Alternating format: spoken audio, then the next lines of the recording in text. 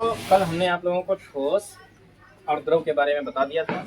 कणों के आकार, कणों का संगठन किस प्रकार का होता है हमने बता दिया था। आज हम आपको गैस के बारे में बताते हैं। किसके बारे में? गैस। देखिए, जिस प्रकार से हमने कणों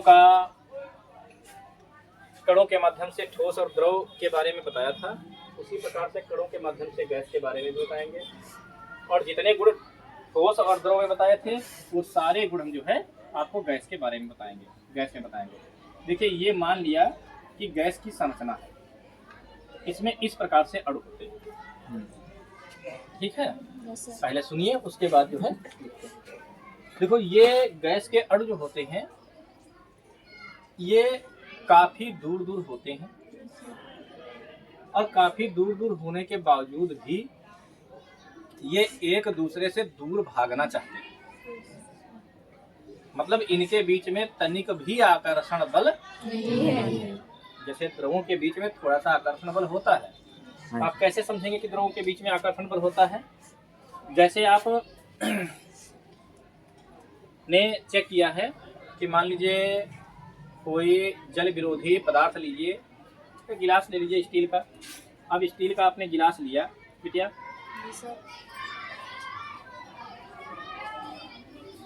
और इसको आपने धुला। धुलने के बाद यह गिलास पूरा भीग जाना चाहिए, ठीक, अगर नया गिलास है तब। लेकिन आप देखती हो कि धुलने के बाद ये पूरा नहीं भीगता है। इसमें जो जल अंदर पूरा गिलास गीला होता है वह जल लाइनों के रूप में बन जाता है। मतलब वो जल की तरफ आकर्षित हो जाएगा।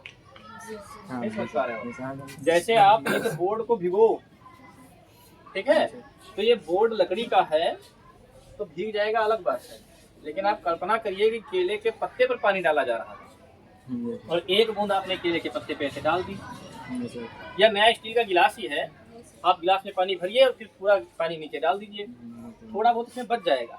जो बच जाएगा, जैसे आप गिलास सीधा करेंगे वो बिल्कुल सीधी सीधी लाइनों में आ जाएगा, बीच बीच में गिलास सूख जाएगा। है सच नहीं है? तो इसका मतलब क्या है कि जल जो है वो जल की तरफ आकर्षण बल दिखाता है। क्या दिखाता है? आकर्षण बल। मतलब जल के अणु जो है वो एक दूसरे को आकर्षित करते हैं। केले के पत्ते पर एक जल की बूंद पड़ी हो, उसके संपर्क में जैसे ही आप जल की बूंद दूसरी लेके जाओगे, बड़ी जल की बूंद एक बन जाएगी। yes, sir. मतलब उनके बीच में आकर्षण बल होता है। yes, लेकिन जो गैस होती है ये इनमें तनिक भी आकर्षण बल नहीं होता है, बिल्कुल जीरो आकर्षण बल होता है। जैसे आपने एक पात्र लिया, मान लीजिए सिलेंडर लिया,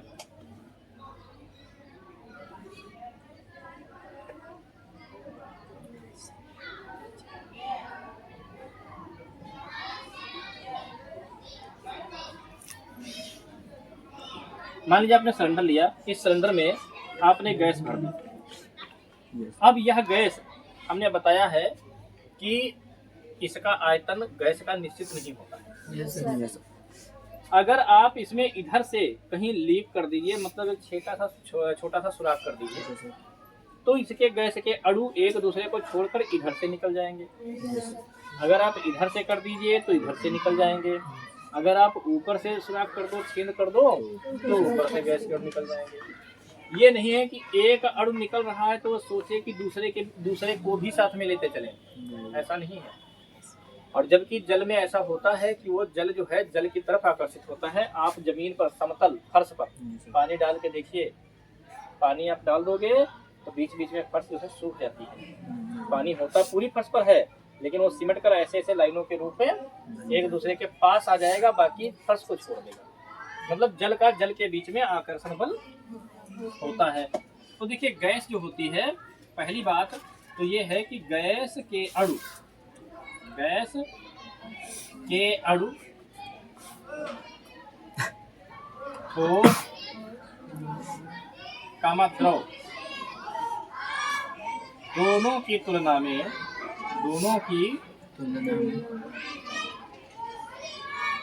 में अधिक दूर दूर होते हैं।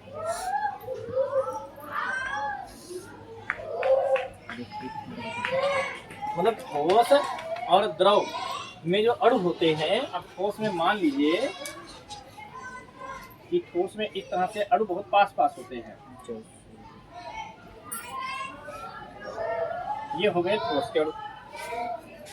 और द्रव में अणु जो होते हैं वो थोड़े से ठोस की अपेक्षा दूर दूर होते हैं, ये हो गए द्रव के। और ये हो गए गैस के, जिसमें जो है अणु जो होते हैं ठोस और द्रव दोनों की अपेक्षा काफी दूर दूर होते हैं। अगर हम बात करें इनके अणुओं के बीच आकर्षण बल की, किसकी बात करें? अणुओं के आकर्षण आकर्षण बल, ये आकर्षण बल जो है इनके अणुओं के बीच में है, ठीक है, आकर्षण बल।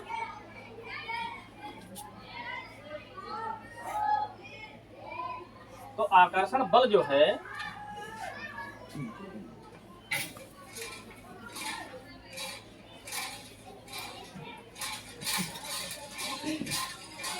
आकर्षण बल जो है भैया गैस के अणुओं के बीच, गैस के अणुओं के बीच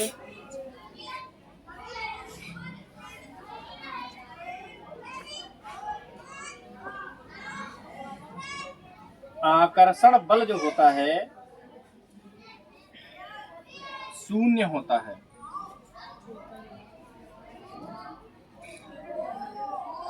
कहने का मतलब ये है कि इनके अणु एक दूसरे से चिपककर एक पास रुकना नहीं चाहिए। जिस अणु को रास्ता मिल जाएगा बाहर निकलने के लिए, वो दूसरे अणु को साथ में लेकर नहीं बल्कि अकेला स्वयं उड़ जाएगा या निकल जाएगा। दूसरी बात है अणुओं के बीच रिक्त स्थान, अणुओं के बीच रिक्त स्थान। देखिए जो अणु होते हैं इनके बीच में रिक्त स्थान बहुत ज्यादा होता है। क्यों ज्यादा होता है? क्योंकि ये काफी दूर दूर होते हैं, अधिक दूर दूर होते हैं ना। तो हम लिखेंगे गैस के अणुओं के बीच, अणुओं के बीच आकर्षण बल नहीं, आकर्षण बल नहीं, बीच रिक्त स्थान, रिक्त स्थान ठोस कामा द्रव, ठोस कामा द्रव की तुलना में, की तुलना में अधिक होता है, अधिक होता है। मतलब आकर्षण बल शून्य होता है, नहीं होता है। क्यों?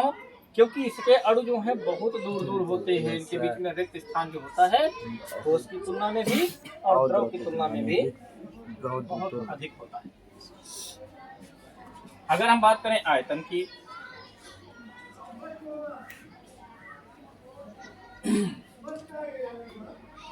तो लिखेंगे भैया गैस का आयतन, बताओ कैसा होता है?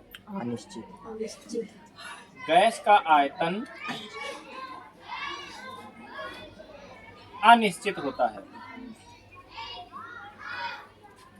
अनिश्चित होता है। क्यों? क्योंकि आपको पता है कि जो इंजन होता है, कोई भी इंजन है, डीजल इंजन है, पेट्रोल इंजन है, इसमें जो पिस्टन होता है अजय कुमार सर,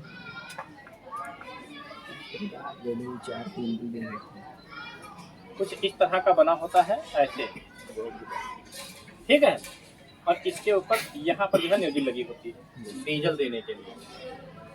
और ये जो पिस्टन होता है एक बेलन के अंदर होता है, इसके ऊपर रिंग लगी होती है। जो नीचे से मोबिल जाता है उसको साफ करके ये रिंग जो है नीचे ले आती है। पहली बात तो नीचे से मोबिल ऊपर जा ही नहीं पाएगा। जब ये रिंग जो है घिस जाते हैं, कट जाते हैं, तब मोबिल ऊपर जाने लगता है। तब यहाँ पर डीजल की जगह पे साथ में थोड़ा बहुत मोबिल भी जलने लगता है, जिसके कारण वाहन जो है, इंजन जो है वो धुआं देना शुरू कर देता है। इस स्थिति में आपका मोबिल भी कम पड़ना शुरू हो जाएगा, वाहन में, इंजन में वो भी नीचे पड़ना शुरू हो जाएगा। ये रिंग अगर अच्छे हैं तो ये बार बार साफ करके वाइपर की तरह नीचे ले आते हैं। दूसरी बात, यहाँ पर गैस्केट लगी होती है, गैस्केट समझते हो, ऐसी किट लगी होती है जो गैस को बाहर ना निकलने दे। और यहाँ पर दो वाल्व लगे होते हैं, ऐसे और ऐसे।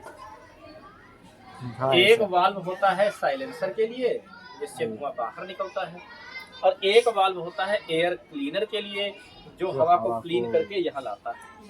क्योंकि आपको तो पता है कि कोई भी पदार्थ, किसी भी पदार्थ को जलने के लिए ऑक्सीजन की आवश्यकता होती है। ऑक्सीजन नहीं पहुंचेगी तो पेट्रोल भी नहीं जल सकता।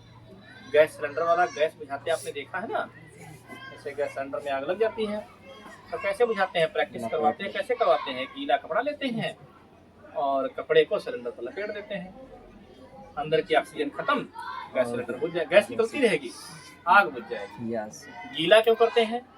क्या गीला ना करें तो नहीं बुझेगा? तो नहीं बुझेगा। पूछो क्यों? कपड़ा चिपकेगा नहीं सिलेंडर से, और चिपकेगा नहीं तो नीचे से ऑक्सीजन जाती नहीं रहेगी। समझ पा रहे हो? और दूसरी बात, कपड़ा अगर सूखा है तो उसके बीच में खाली स्थान होता है, हवा इधर से उधर जा सकती है। और जब भीग जाता है तो जल जो है एक वो बना लेता है, परत, लेयर बना लेता है, नहीं ऑक्सीजन जा सकती है। तो यहाँ पर एक वाल्व जब उठती है तो एक मतलब बंद हो जाती है, एक खुलेगी तो एक बंद हो जाएगी, हवा आएगी। अब जैसे यहाँ पर ये ऐसे जो है सिस्टम बनाया होता है, टाइमिंग चेन इसमें होती है। टाइमिंग चेन जो होती है वो 2 गियर्स पर लगी होती है। उन 2 गियर्स को ऐसे एडजस्ट करना होता है कि जब हम व्हील को घुमाएं, पिस्टन को ऊपर नीचे करें, तो ये वाल्व और ये न्यूजल का टाइम फिक्स हो। ये नहीं है कि जब ये इधर डीजल आ रहा है न्यूजल से, उस समय पर ये दोनों वाल्व बंद होनी चाहिए और ये पिस्टन ऊपर जा रहा हो। 3-4 चीजों का सिस्टम होता है। देखो, 2 वाल्व, एक डीजल वाला न्यूजल और एक है पिस्टन, इनकी चारों की टाइमिंग का मतलब समय फिक्स होता है। उसमें थोड़ा भी इधर उधर होगा, इंजन स्टार्ट नहीं होगा, चाहे जो मिस्त्री आए जितना भी प्रयास कर ले। जब ये पिस्टन ऊपर जा रहा होगा, समझ रहे हो, उस टाइम पर ये दोनों वाल्व बंद होंगे, और जब ये ज्यादा ऊपर जा चुकेगा उस टाइम पर ये जो है क्या कहते हैं इसको, न्यूजल, डीजल दे दे। समझ पाए हो? वो भी स्प्रे रूप में, बूंद के रूप में नहीं, क्योंकि ईंधन को भी आप जानती हो, एक पास इकट्ठा करके लगा दो उतना अच्छा नहीं जलेगा, और जब आप उसमें एयर जाने की जगह दे दोगी तभी ईंधन जलेगा अच्छा। तो स्प्रे रूप में डीजल जो है, मतलब वाष्प रूप में ऐसे ऐसे जो है फव्वारा बन के इसके ऊपर गिरेगा, और ये पिस्टन जाके इतना ज्यादा गैस को संपीड़ित कर देगा। जो गैस इस पिस्टन के नीचे आने पर इतनी जगह में थी, जब ये पिस्टन ऊपर बढ़ना शुरू होगा तो वो बहुत कम जगह में हो जाएगी। मतलब गैस क्या हो रही है, गैस का आयतन कम हो रहा है, गैस का आयतन कम हो रहा है, कम जगह में आ रही है, मतलब कम हो रहा है। भाई हमारा आयतन कैसे कम हो सकता है जब हम कम जगह में आ जाए, है नहीं? तो जब ये गैस, जो यहाँ पिस्टन पहले नीचे था तब ये गैस इतनी जगह में थी, अब पिस्टन ऊपर जा रहा है तो ये गैस जो है कम जगह में हो गई, इतनी ज्यादा संपीड़ित हो जाती है कि इसमें आग अपने आप लग जाती है। दाब के कारण, वायु दाब के कारण, प्रेशर के कारण जो है इसमें आग लगानी नहीं पड़ती। बाहर से स्पार्क प्लग नहीं, जैसे पेट्रोल इंजन में स्पार्क प्लग लगाना पड़ता है, मोटरसाइकिल में एक प्लग लगा होता है जो स्पार्क करता है, करंट देता है, चिंगारी देता है जिसकी वजह से पेट्रोल जलता है।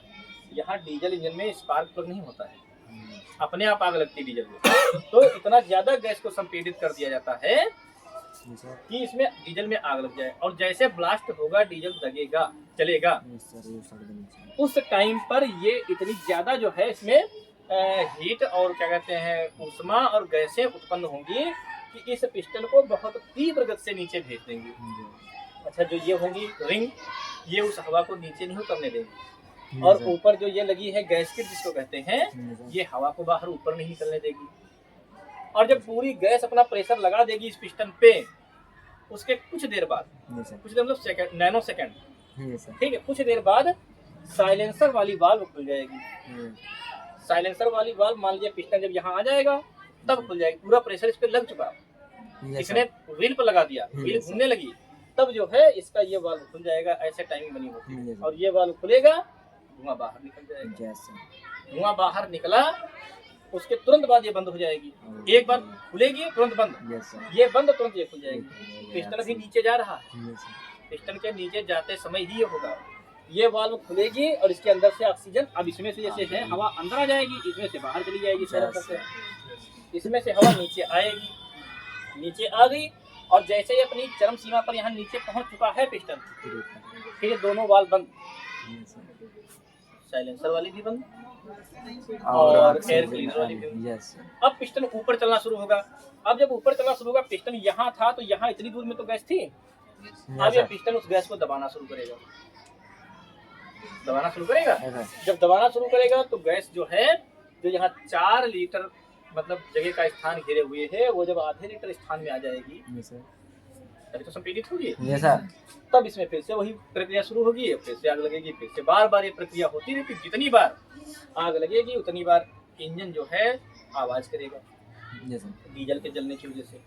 फिर आप कहेंगे सर जी ट्रैक्टर में घर घर की आवाज आती है, इंजन में फट फट की आवाज आती है, तो इसका कारण ये होता है कि ट्रैक्टर में 3-4 सिलेंडर लगे होते हैं, ये सबसे 3-4 जगह होता है, इसके साइड में एक और होता है, एक और होता है, एक और होता है, और सबकी टाइमिंग अलग अलग होती है। रंग जो बनाई जाती है तो हल्की एक इधर को टेढ़ी, दूसरी इधर को ऐसे टेढ़ी, फिर तीसरी ऐसे टेढ़ी, मतलब सबकी टाइमिंग अलग अलग होती है। एक पिस्टन में आग लगेगी, उसके क्षण भर तुरंत बाद दूसरे पिस्टन में लग जाएगी, उसने भी करंट पर दबाव डाल दिया, और इसका प्रेशर कम पड़ना शुरू हुआ तब तक इसमें आग लग जाएगी, उसने करंट पर दबाव डाल दिया। तो 3 पिस्टन, जितने ज्यादा पिस्टन होंगे उतने ज्यादा पावर होगी। समझ पा रहे हैं? तो हम समझा रहे थे गैस का आयतन जो है निश्चित नहीं होता है। गैस का आयतन क्या होता है? अनिश्चित होता है। इसके बाद किसकी बात आती है? गैस के आयतन के बाद क्या आता है? आकार। आकार। तो बताओ क्या गैस का आकार निश्चित होता है?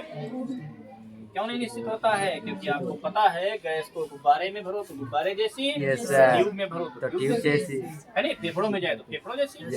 तो कहने का मतलब ये है आकार जो होता है गैस का, ये भी क्या होता है? अनिश्चित होता है। गैस का आकार अनिश्चित, गैस का आकार अनिश्चित होता है। क्या होता है? अनिश्चित होता है। अनिश्चित होता है। समझ पाए हो? सर गैस को हम जिस बर्तन में रखेंगे यह उसी का आकार लेगी। ठीक है क्या? एक बार आप लोग ध्यान से सुने, इसकी तुलना हम ठोस द्रव दोनों से एक साथ में करेंगे। ठोस के अणु जो होते हैं ये बहुत ज्यादा पास पास होते हैं। ठोस के अणु कैसे होते हैं? बहुत पास पास, और द्रव के थोड़ा ठोस की अपेक्षा दूर दूर, और गैस के बहुत दूर होते हैं। ठोसों के अणुओं के बीच में आकर्षण बल जो होता है वो बहुत ज्यादा होता है, और द्रव में थोड़ा कम होता है, और गैस में बिल्कुल नहीं होता है। ठोसों के अणुओं के बीच रिक्त स्थान बिल्कुल नहीं होता है, ना के बराबर होता है। द्रव में थोड़ा ठोस के अपेक्षा ज्यादा होता है, और गैस में बहुत ज्यादा होता है। अगर हम बात करें आयतन की, तो ठोसों का आयतन निश्चित होता है, द्रवों का आयतन निश्चित होता है, और गैसों का आयतन अनिश्चित होता है। ठोसों का आकार कैसा होता है? निश्चित होता है, और द्रवों का आकार अनिश्चित होता है। जिस बर्तन में रखोगे उसी का रूप ग्रहण कर लेगा, और गैसों का आकार अनिश्चित होता है। समझ पाए हो? ठोस का जितना बड़ा आकार है, ईंट का जितना बड़ा आकार है वो उतना बड़ा रहेगा। आप उसको पिचका कर छोटा नहीं कर सकते। अगर पिचका कर छोटा करोगे तो फैल जाएगी, है नहीं? द्रव का आप पिचका कर कम कर, जैसे आकार तो बिगाड़ सकते हो। आप झिल्ली में जो है किसी पॉलिथीन में दूध, पानी, कुछ डीजल ले लीजिए, आप उसको दबाओगे तो अगर इधर से आप आयतन कम कर रहे हो तो दूसरी तरफ फैलेगा। तो आयतन तो उसका सेम रहेगा, आकार बदल जाएगा। और जबकि गैस का ठोस मतलब आकार आयतन दोनों निश्चित होते हैं। तो इस प्रकार से हमने जो है ठोस, द्रव, गैस के अणुओं की संरचना के बारे में पढ़ा है। अब आपको जो है अगले दिन हम इलेक्ट्रॉन, प्रोटॉन, न्यूट्रॉन के बारे में पढ़ाएंगे। ठीक है? मेन केमिस्ट्री जो है अब शुरू होगी।